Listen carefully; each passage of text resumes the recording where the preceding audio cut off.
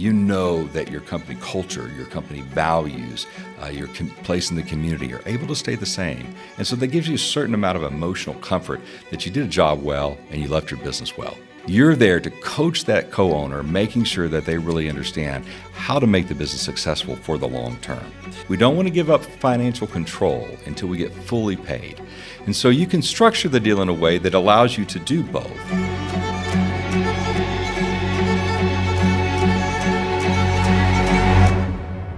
Everybody leaves their business. You leave it by death, you leave it by disaster, or you leave it by design. My name is Derek Moffitt. I'm a certified exit planner and a certified financial planner. And welcome to the Leave My Business Well podcast, where we're going to talk about how you can leave your business by design and flourish in retirement and for generations. Today, we're talking about one of the smoothest types of exits that you can do. It's leaving your business to a co-owner. Now, you can think of this as often a common strategy where people have a junior partner that's in the business, maybe somebody a few years younger than them that they raise or often that they bring in for this very purpose of leaving their business to their co-owner. And this is a great way to do it because your partner runs the business with you. They understand the business, they know your customers, they know your culture, they know your employees, and so it makes for a really good type of transition. So today we're going to cover this transitioning to a co-owner. We'll talk about why it's a smooth exit. We'll talk a little bit about some hidden traps that you may want to avoid. And then at the end, we'll always wrap up with a personal financial planning tip. You know, one of the best advantages to having a co-owner is that you have a built-in exit plan. And as I said earlier, these are people that work alongside you. They know your business. They understand how it works. They understand what makes the business tick. They understand your customers and your values. You know, in our exit planning experience with clients, we often find that owners don't always want the highest price for their business. Sometimes the secondary priorities of protecting their culture and protecting their company values, protecting their role in the community is more important than getting the highest price. So often when you're leaving your business to a co-owner, it's a little bit of a trade-off. You're probably not going to get that maximum price like if you would sell it out to a third party, but you are going to be able to make sure that you preserve what you've worked so hard for, and that is that company culture and value for your employees, your clients, and also for the community. You can think of it like this. It's like teaching someone how to drive the car when you're in the passenger seat.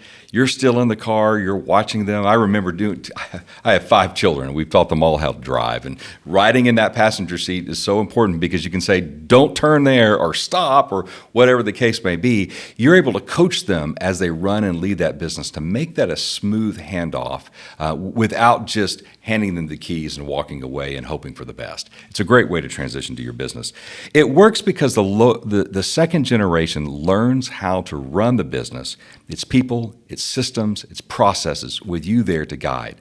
You know, I remember John Maxwell saying one time that the way that you train somebody well is that you know, I do and you watch, and then you do and I watch and coach you, and then you do and I'm still present, but I debrief afterwards, and eventually you do. And I think it's a great way if you think about running your business way. That kind of shows you how that handoff. You're there to coach that co-owner, making sure that they really understand how to make the business successful for the long term. And the best thing is you've really created your own market. You don't have to go out and find somebody else. You're not paying fees to a broker when you sell the business. So again, it's a nice, smooth handoff if done well and done right.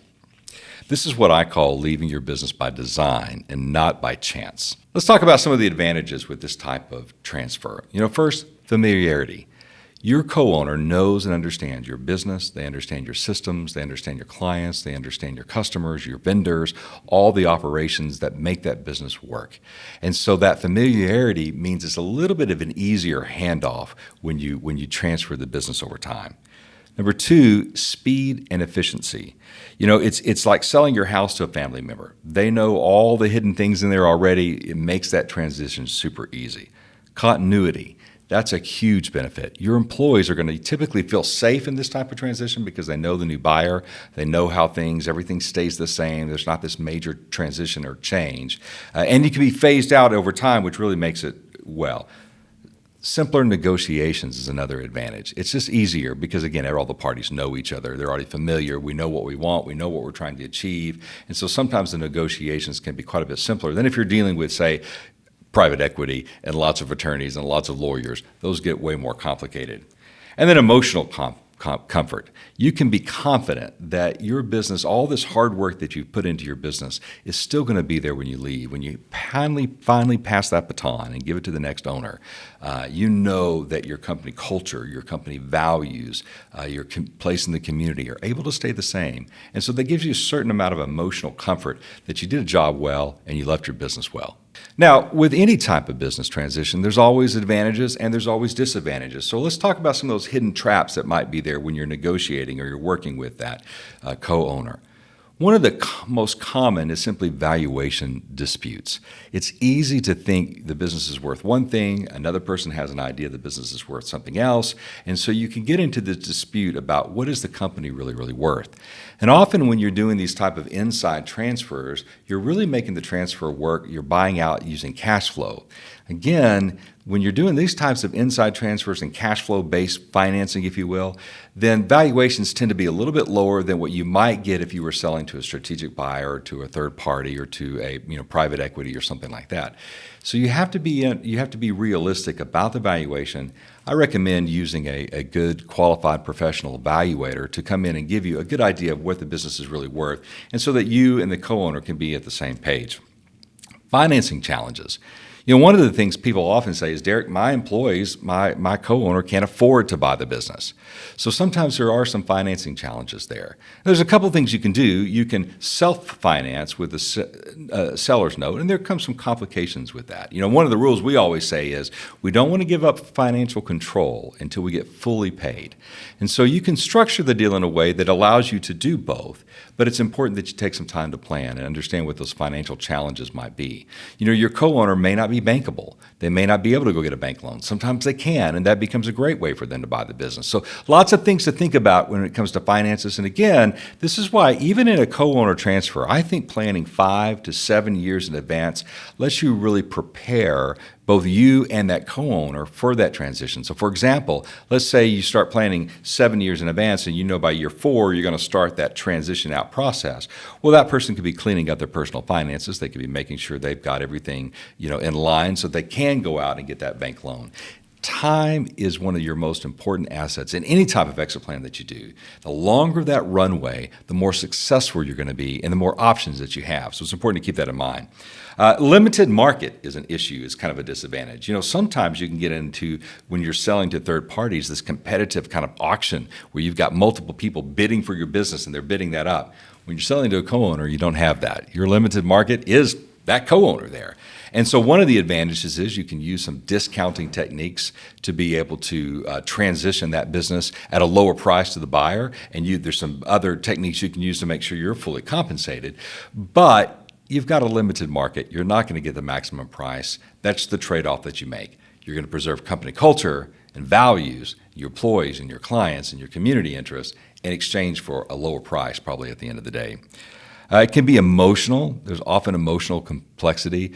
We had some clients that we worked with where the younger partner he was ready to go. He was great. He was enthusiastic. He's ready to kind of put his stamp on the business. And the older partner, as he's exiting, feels just a little bit kind of thrown to the wayside a little bit as the young buck is ready to go and run off with the business and seize the day, so to speak.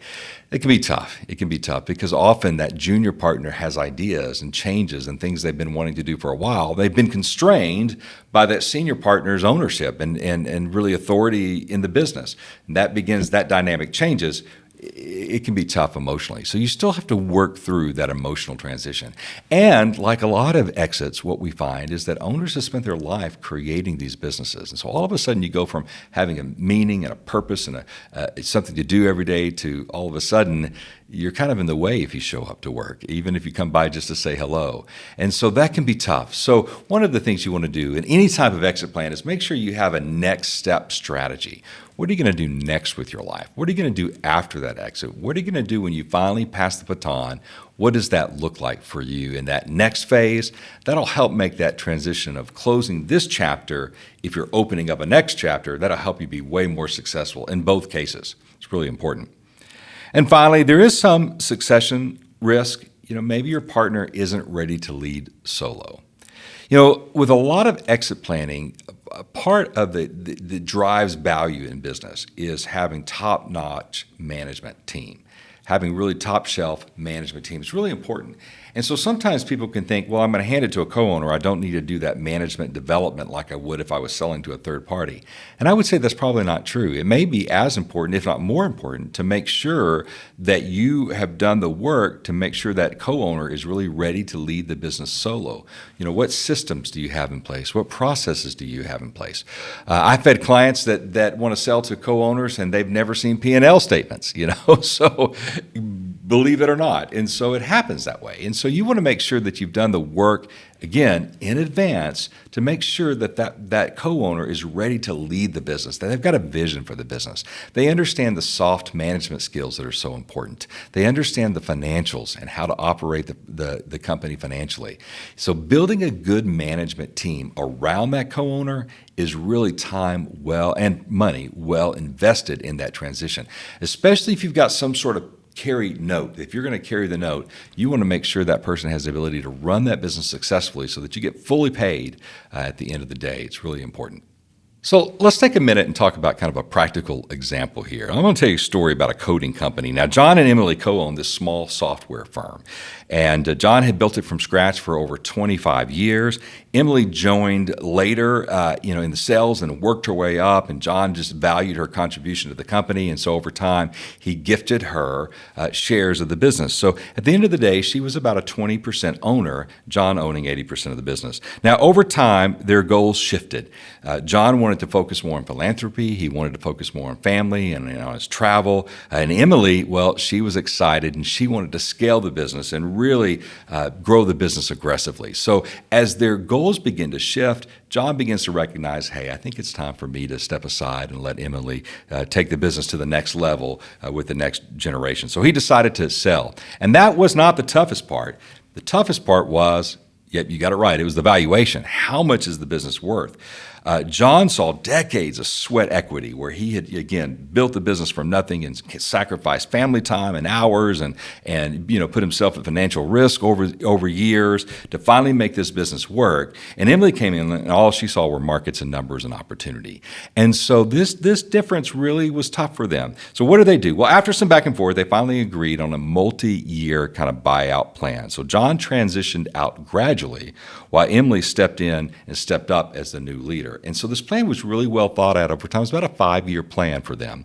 And so because of taking the time to sit down and identify what roles and responsibilities everybody started with and how those were going to transition and how financially the business would transition over time, it really made it for a big success. So at the end of the day, John got the liquidity that he wanted and he got the freedom, and Emily got the ownership and she got the opportunity.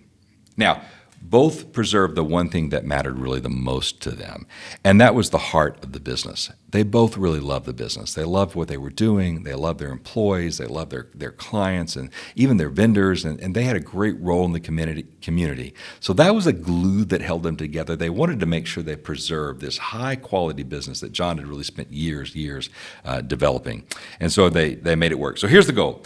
The key is we don't want to win the negotiation always. We want to preserve what we've built. And that was the case for John and Emily. Well, today we've been talking about transitioning your business to co-owner. So I want to take one last moment here and share with you a personal financial planning tip. And this is so important because for most of us, as business owners, our businesses are our largest asset. When we look on our balance sheet, the value of that business can often be anywhere between 75, 80, 85, 90% of our net worth. So it becomes important as business owners that we take time to diversify our net worth and investments. We don't want to neglect that important personal financial planning just because we're building a business that we think one day is going to sell and make us a lot of money. So think of your financial plan life kind of like a table, right? You've got one leg, that's your business, and it happens to be, for most of us, the biggest leg that we have. But it's not stable if that's all you've got. So what we want to do in your personal financial life, we want to add some additional legs to that table. The more legs we build, the more stability we have in your personal finances. So think of those as like retirement accounts. Maybe you put a 401k in your business, or you do a simple IRA, or you put some sort of other type type of retirement plan in. Investments, you might have investments outside of your business where you leverage the cash flow that you're getting from that business to invest in investments that are outside the business. Your savings.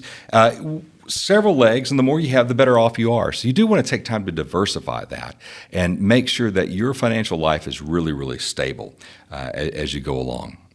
Now, as you diversify your wealth, here's some things you can do. Contribute to an IRA, contribute to your 401k, or maybe if you have a SEP plan, you want to build a cushion outside your business. Make sure you carry plenty of personal financial reserves as well as reserves in your business to weather any types of storms that happen. And again, look for opportunities to develop your wealth. That cash flow from that business could be a incredible wealth building tool in addition to the business. Good, strong cash flow builds value in business, and it gives you tools and resources to build wealth outside the business as well. All right. Well, thank you so much for tuning in today. I'm really glad that you were here, and I hope you learned a couple of things. Today, we've talked about transferring your businesses to co-owners. What are the advantages? What are the disadvantages? We've covered a really important personal financial planning tip, and that is, of course, to diversify your investments. Use your business to create wealth outside of your business itself. So here's a couple of things you can do today for the Leave My Business Well podcast. You can subscribe to the podcast. Take a moment. Please leave a rating or a review. We appreciate any feedback, even honest feedback. If you didn't like it, that's all right. Go ahead and share it. Share something that you think is important that we can learn from, and then share it with another business owner who may get value from taking a moment to listen to it. Again, I'm Derek Moffitt, certified financial planner, certified exit planner, and we help people leave their business by design. The opinions voiced in this podcast are for general information only and are not intended to provide specific advice or recommendations for any individual. All performance references are historical and do not guarantee future results. All indices are unmanaged and cannot be invested in directly. Consult your legal, tax, or financial advisor before making any decisions. Investment advisory services are offered through Moffitt Financial Strategies, a registered investment advisor in the state of Texas. Business consulting and exit planning are offered through 711 Consulting, LLC. Moffitt Financial Strategies and 711 Consulting, LLC are not related entities.